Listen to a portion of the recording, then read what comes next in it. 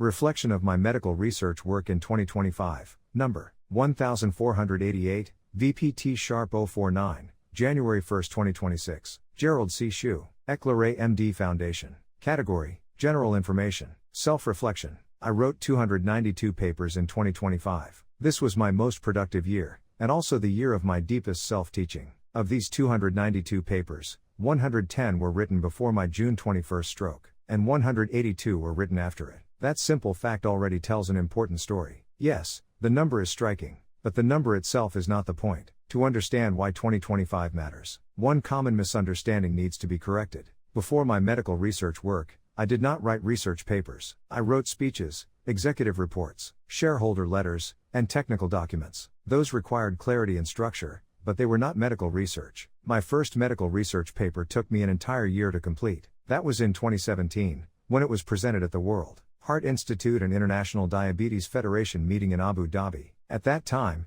every concept was new. Every medical mechanism had to be learned from first principles, verified, and translated into a form I could truly understand. Writing was slow because understanding was still forming. After that first paper, something changed. Ideas began to emerge continuously. Patterns accumulated. Framework stabilized. Writing became faster, not because of haste, but because each new paper no longer started from zero. Even so, 2025 stands apart from all other years. It was a year of convergence. After the June 21 stroke, most people would slow down or focus only on recovery. Instead, something unexpected happened. My cognition sharpened. Pattern recognition accelerated. Connections among fluid dynamics, solid mechanics, topology, medicine, and lived experience became clearer and more direct. The distance between observation and insight shortened. Quantity followed clarity. The 292 papers written in 2025 were not repetitions. They documented a unified, fluid solid energy view of various disease progression and failure. They clarified strain rate,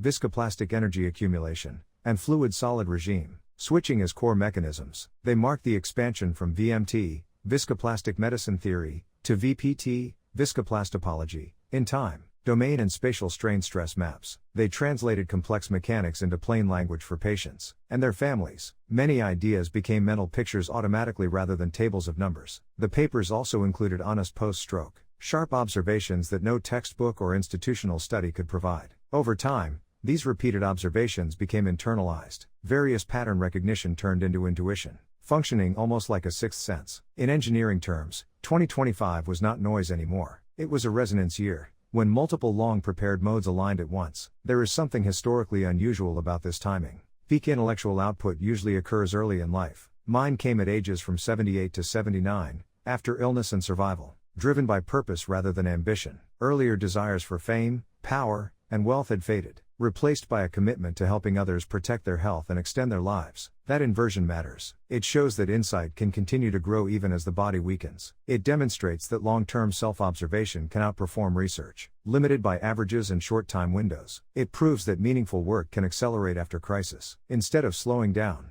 I did not simply write 292 papers. I compressed decades of accumulated understanding into a single year. In the language of physics, 2025 was a phase transition. The June 21 stroke acted as a catalyst, pushing my thinking out of a steady state and into a high-energy, non-linear regime. What followed was not just productivity, but intellectual distillation. Before the stroke, my mind worked steadily, but carried years of accumulated habits and mental strain. After the stroke, everything was disrupted. Some abilities weakened, while others adapted and strengthened. Through this forced reorganization, my thinking became clearer, more focused, and more efficient in certain ways. This was not mystical. It was observable and repeatable in daily life. That reorganization clarified an important theoretical shift. VMT describes flow behavior over time, showing how disease progresses and accumulates damage. But it does not fully explain what drives that flow. VPT adds driving forces such as dynamic pressure, geometric change, and energy gradients. This makes it possible to explain why flow begins, why it accelerates or slows, why regimes switch, and why failure can occur suddenly. In disease terms, VMT shows what is happening. VPT explains why it happens. This distinction became unmistakable during post-stroke self-observation. I treated recovery as a living laboratory. Each day, I documented cognitive changes, memory recovery, fatigue patterns, emotional shifts, and sleep-exercise interactions. I applied the same rigor I once used in engineering experiments, but with n=1 and continuous time resolution. What became clear was that recovery is not linear. Good days and bad days are not random. They follow cycles of stress buildup and release. Neuroplasticity behaves much like materials that slowly reshape under repeated load. At one point, I realized that my 12 years of semiconductor chip AI design had already trained me to understand how the brain organizes, structure, flow, and failure. No institutional research team could have captured this kind of data. It required lived experience combined with mechanical intuition. Built over 44 years of continuous college-level study across 8 academic disciplines. The year 2025 also clarified something fundamental about motivation. Earlier in my career, I wrote to lead organizations or attract investors. Later, I wrote to understand disease and health. In 2025, I wrote to teach clearly, to help others avoid harm, to complete a unified framework, while time allows, and to preserve insights that would otherwise disappear. Purpose is a more efficient driver than ambition. It removes distraction and sharpens focus. Ambition asks what others will think. Purpose asks what needs to be said. The second question produces clearer work. Intellectual peaks appear early in life not because cognition disappears later, but because institutions shape incentives. Early life has energy but limited perspective. Late life has deeper pattern recognition but often lacks freedom or urgency. In 2025, I experienced an unusual intersection: post-stroke cognitive reorganization. Nearly 8 decades of accumulated insight, freedom from institutional constraints, and awareness of finite time.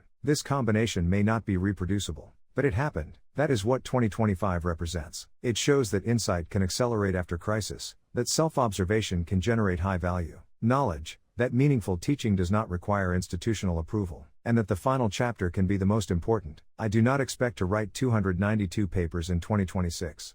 I do not need to. This year compressed what might have taken a decade into 12 months. The foundation is now documented. What remains is refinement, targeted application, and helping others understand and use this work. 2025 already stands as a complete chapter. Conclusion. This reflection was written not to summarize achievement, but to share what I have learned so others may better understand their health, reduce avoidable risks, and extend their healthy years. If any part of this experience helps someone recognize early warning signs, approach recovery more clearly, or face illness with greater understanding and purpose, then this work has served its true goal. Disclaimer: I write this article not for fame, but to share what I have learned so others can understand health, prevent disease, and live better lives. This content is provided for educational reference only, and does not constitute medical advice. No doctor-patient relationship is created. You may share this article freely, but it must not be altered, edited, or republished as your own. All intellectual property rights and copyrights belong to the author. Gerald C.